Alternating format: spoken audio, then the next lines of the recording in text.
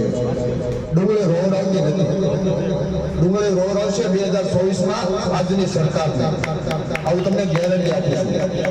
કારણ કે એક આપણી જૂની કહેવત છે, જ્યારે રામ માંગોળી ને માં નાગબાઈ જ્યારે તિલક કરવા ગઈ ને ત્યારે રામ માંગોળી મોઢું ફેરવતો હતો.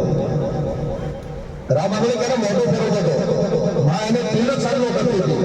ત્યારે આમ માં ફરે ને તો રામ માંગોળી આમ ફરતો હતો.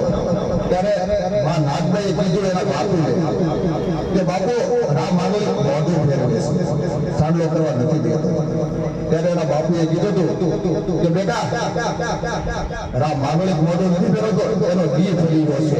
એટલે આ ડુંગળીના કદાચ નિકાસ બંધી છે ને એ તમારે સમજી લેવાનું, એનો ઘી ફરી ગયો છે. એટલે કદાચ ટૂંક સમયમાં પતન થવાનો સમય હોય તો જ ખેડૂતોની હત્યા લીધી હોય, ખેડૂતોને હાય લીધી હોય. કારણ કે ખેડૂતોની નાભીમાંથી આ શબ્દ નીકળે છે. ખેડૂતોનો તપાસ ડુંગળી આજે મામૂલી રીતે રસાઈ રહ્યો છે. એટલે ભલા માના તમે બેઠા છો તો ખેડૂતોને હિત કરવા બેઠા છો. ખેડૂતોનું હિત કામ કરો, નહીતર ખેડૂતોની વેદના અને એના બાળકોની હાય તમને ઘર સુધી મૂકી રાખે.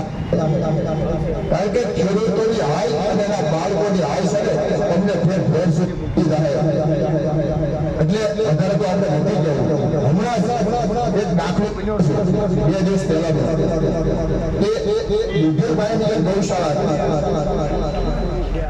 એ ગૌશાળા કરાવવા માટે સ્થાનિક કોઈ વ્યક્તિએ કમિશનર સુધી અને ગુજરાતના મુખ્યમંત્રી અરજી કરી. ત્યારે બાપુએ પબ્લિક પાસે સહાય માંગી કે ભાઈ હું જે ગૌશાળા કરી રહ્યો છું અને ગાયોની સેવા કરી રહ્યો છું, મારા ઘરમાં કોઈ ગાય નથી, રખડતી લીલી લંગડી ગાયોની સેવા કરું છું. એ બાળકો ગાયોની જે ગૌશાળા હતી ને એ ત્યાંથી આદેશ લીધા. અને ત્યારે ભાવનગર જિલ્લાના ખેડૂત અને ભાવનગર જિલ્લાના આગેવાનો અને ગુજરાતના બધા આગેવાનો એ બાપુની વારે આવ્યા હતા કે ભાઈ મારી ગૌશાળા બસાવો, મારી ગૌશાળા બસાવો. ત્યારે બધા ખેડૂતોએ અને બધા આગેવાનો મુખ્યમંત્રી સુધી ફરિયાદ કરેલી કે ભાઈ આ બાપુ જે સેવા કરે છે ને એ સેવા કરે છે, લીલી રંગી ગાયોની સેવા કરે છે. એટલે મુખ્યમંત્રીએ આદેશ કર્યો કે ભાઈ ગૌશાળા નહીં પાડતા, પણ જેને શાળાનો વિરોધ કર્યો હતો ને અને જેને અરજી કરી હતી ને 2 દિવસ પહેલા અટક આવ્યો છે, ભગવાન એના અઠવાડિયે શાંતિ આપે. એટલે આપણે એનો વિરોધ નથી કરતા, પણ આ ખેડૂતોનો વિરોધ કર્યો છે ને એને 2024માં ખબર પડશે કે અમે ડુંગળીના ભાવ તોડ્યા હતા, કપાસના ભાવ તોડ્યા હતા, બાજરીના ભાવ તોડ્યા હતા, એનું પરિણામ અમને મળ્યું છે. આટલું જય ભારત જય.